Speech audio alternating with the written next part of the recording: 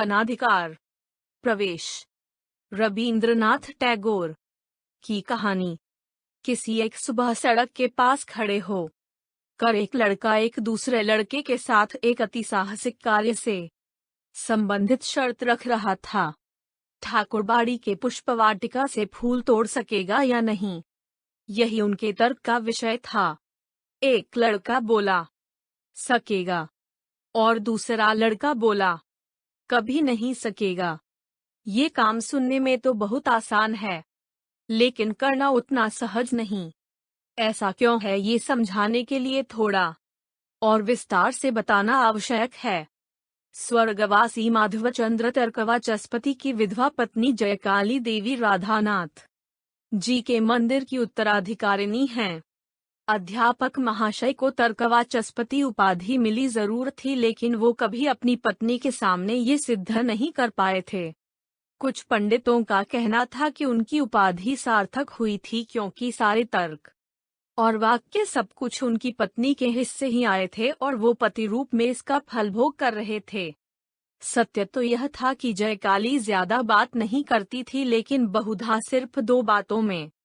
कभी कभी तो नीरव रह कर भी बड़ी बड़ी बात करने वालों की बोलती बंद कर देती थी। जयकाली दीर्घाकार, बलिष्ठ देहयष्टि, तीक्ष्ण नासिका युक्त प्रखर बुद्धि महिला थी। उनके पति के जीवित रहते ही उन्हें प्राप्त देवोत्तर संपत्ति उनके हाथ से निकली जा रही थी, किंतु विधवा जयकाली ने अपनी समस्त बकाया संपत्ति वसूल कर उसकी सीमा सरहद भी तय कर दी। जो उसका प्राप्य है, कोई भी उसमें से एक रत्ती भी उसे वंचित नहीं कर सकता था। इस महिला में बहुमात्रा में पौरुष होने के कारण उसका कोई संगी साथी नहीं था। दूसरी स्त्रियां उससे भय खाती थीं, पर निंदा, छोटी बात या फिर बात बात पर रोना धोना उसके लिए असहनीय था। इतना ही नहीं, पुरुष भी उससे भय ही खाते थे, क्योंकि ग्रामवासी चंडी मंडप में बैठकर आलस्य से भरे गपबाजी में जो दिन बिताते थे उसे वो नीरव घृणापूर्ण कटाक्ष द्वारा धिक्कारती थी, जो उनके स्थूल जड़त्व को भी भेद कर उनके हृदय में छेद कर देती थी। प्रबल रूप में घृणा करना और उसी रूप में उसे प्रकट करने की असाधारण क्षमता थी उस प्रौढ़ा विधवा में। उनके विचार दृष्टि में यदि कोई अपराधी ठहरता तो उसे बातों से बिना बातों के भी भाव भंगिमा से ही दग्ध कर देती थी।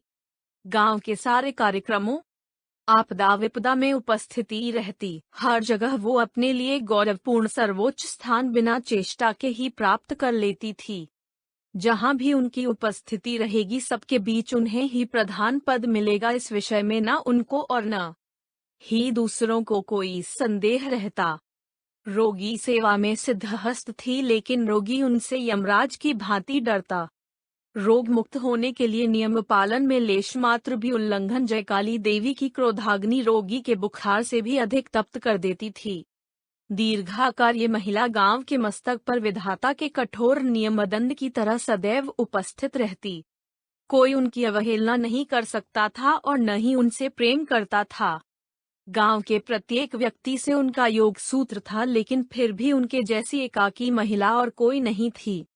जयकाली देवी निसंतान थी, मातृ पितृहीन अपने भाई की दो संतानों को लालन पालन के लिए अपने घर ले आई। घर में कोई पुरुष अभिभावक न होने के कारण उन दोनों पर कड़ा अनुशासन नहीं था, और स्नेहांध बुआ के प्रेम से दोनों बिगड़ते जा रहे हैं ऐसी बात कोई नहीं कह सकता था। उन दोनों में से बड़े की उम्र 18 वर्ष थी।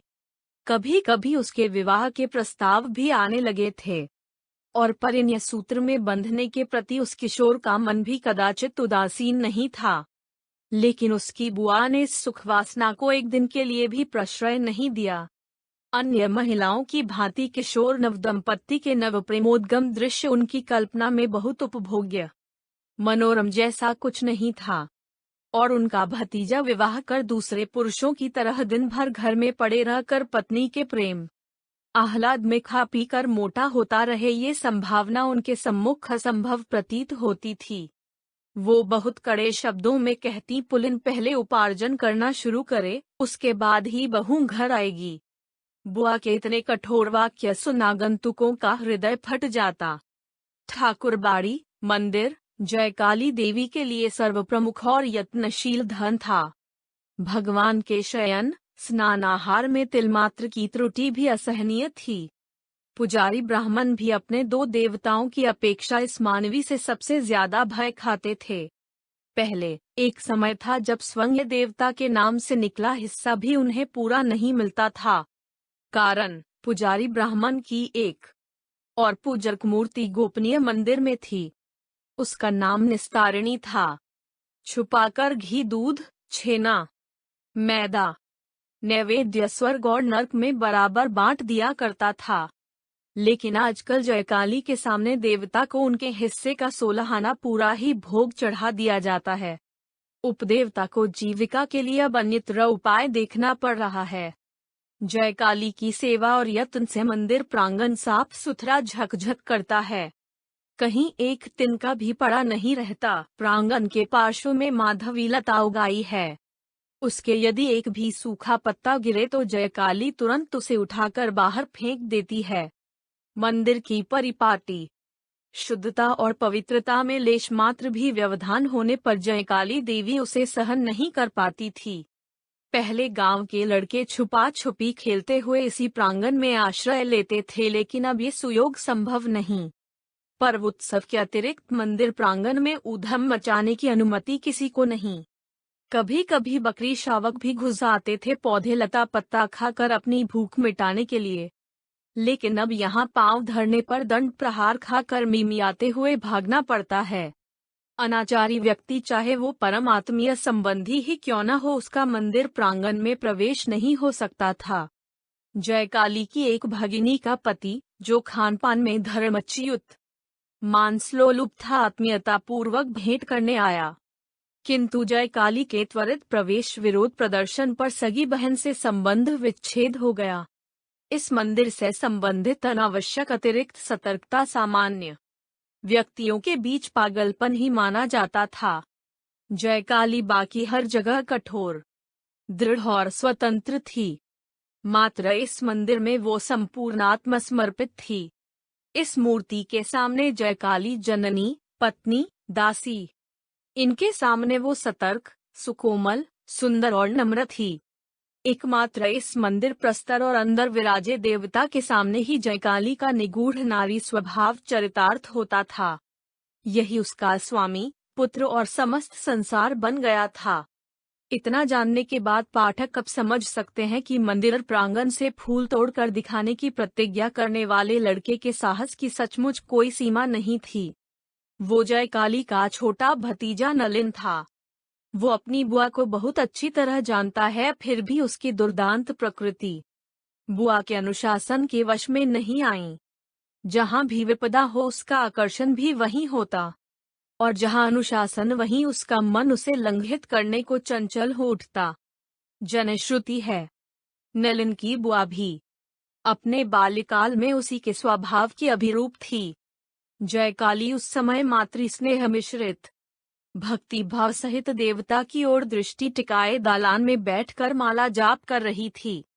लड़का दबे पांव चुपचाप पीछे से आकर माधवी लता के नीचे खड़ा हो गया। देखा, निचली शाखाओं के फूल देवता को चढ़ाने के लिए तोड़ लिए गए हैं। तब बहुत ही धीरे धीरे सावधानी से मंच पर चढ़ गया। ऊंची डाल पर छोटी छोटी कलियां लगी हुई थी। उन्हें ही तोड़ने के लिए उसने अपने शरीर और बाहों को ऊपर उठाना शुरू ही किया था कि जीर्ण मंच मचमच की आवाज के साथ टूटकर टुकड़े हो गया। मंच से झूलती लताएं और नलिन दोनों ही एक साथ भूमिसात हो गए। जयकाली दौड़कर आई और अपने भतीजे के कांड की दर्शक बनी। जोर से उसकी बाह पकड़ उसे जमीन से उठाया। नलिन को काफी चोट आई थी, लेकिन उन चोटों को पर्याप्त सजा नहीं कहा जा सकता, क्योंकि वो अज्ञात ही मिल जाता है, ऐसा जयकाली देवी का विचार था। इसलिए उस चोटिल लड़के पर बुआ की कठोर मुष्टि का प्रहार भी पड़ने लगा। लड़के की आंख से एक बूंद आंसू नहीं टपका, तब उसे खींचते हुए एक कमरे में लाकर बंद कर दिया गया। इतना ही नहीं, आज शाम का नाश्ता भी न देने का आदेश हो गया। खाना बंद होने का आदेश सुन दासी लीलामती छलछलाती आंखों के साथ बच्चे को क्षमा कर देने का अनुरोध करने लगी, किंतु जयकाली का मन नहीं पसीजा। उस घर में ऐसा कोई दुस्साहसी नहीं था जो ब्राह्मणी के आदेश की अवमानना कर उस भूखे बच्चे को कुछ भी छुपा कर खिला सके। जयकाली नया मंच बनाने का आदेश दे पुनः माला जाप करने दालान में आकर बैठ गई। कुछ देर बाद लीलामती पुनः उपस्थित हुई। बोली, लड़का भूख से रो रहा है, उसे कुछ खाने के लिए दे दूं? अविचलित एक शब्द में उत्तर मिला, नहीं। लीलामती चुपचाप लौट गई। पास ही एक कमरे में बंद नलिन के रोने का करुण स्वर धीरे धीरे क्रोध गर्जना में परिवर्तित होने लगा। अंत में बहुत देर बाद उसका कातर रुद्ध कंठस्वर माला जपती हुई बुआ के कान तक पहुंचा। नलिन का रुदन जब परिश्रांत और मौनप्राय हो आया ठीक तभी एक दूसरे प्राणी की डरी हुई कातर ध्वनि सुनाई पड़ने लगी, और उसके साथ ही एक साथ दौड़ते हुए चीत्कार करते कुछ लोगों की कलरव ध्वनि मंदिर के सम्मुख उपस्थित हुई। सहसा मंदिर प्रांगण में पदध्वनि हुई। जयकाली पीछे मुड़कर देखी। भूमि तक माधवी लता हिल रही है। मृदु स्वर में जयकाली आवाज दी, नलिन। कोई उत्तर नहीं मिला। समझी किसी प्रकार बंदी गृह से पलायन कर फिर से उन्हें तंग करने यहाँ पहुँच गया है। अपनी मुस्कान होठों को दबाकर छुपाते हुए प्रांगण में उत्तर आई। लता कुंज के पास जाकर पुनः आवाज लगाई, नलिन। कोई उत्तर नहीं मिला। एक शाखा हटाकर जयकाली ने देखा। एक शूकर प्राण भय से आक्रांत हो घने लता कुंज में आश्रय लेकर छुपा है। जो लता कुंज इष्ट देवता के वृंदावन का प्रतिरूप, जिसकी खिली हुई कलियों की सुगंध गोपियों के श्वास सुरभि की याद दिलाती है, और कालिंदी तट के सुख विहार सौंदर्य स्वप्न को जागृत करती है। जयकाली के प्राणों से भी अधिक यत्न से पवित्र बनाए रखे इस नंदन भूमि पर अकस्मात ऐसी विभत्स घटना घट गई। पुजारी लाठी हाथ में ले दौड़ा आया। जयकाली तुरंत ही अग्रसर हो उसे रोक दी और द्रुत गति से मंदिर का मुख्य द्वार अंदर से बंद कर दी। सुरापान से उन्मत्त डोमदल मंदिर द्वार पर आकर चिल्लाने लगे, उन्हें उनका बलि पशु वापस चाहिए। जयकाली बंद द्वार के पीछे से ही चिल्लाकर बोली, जाओ, यहाँ से भाग जाओ, मेरा मंदिर अपवित्र मत करो। डोमदल वापस लौट गया। जयकाली ब्राह्मणी अपने राधानाथ जी के मंदिर में एक अशुचि प्राणी को आश्रय देगी, ये प्रत्यक्ष देखकर भी किसी को अपनी आंखों पर विश्वास नहीं हो रहा था। इस सामान्य सी एक घटना ने अखिल जगत के महादेवता को भले ही परम प्रसन्न किया होगा, किंतु समाज नामधारी अति क्षुद्र देवता बहुत क्षुब्ध हो गए। कहानी का अंत।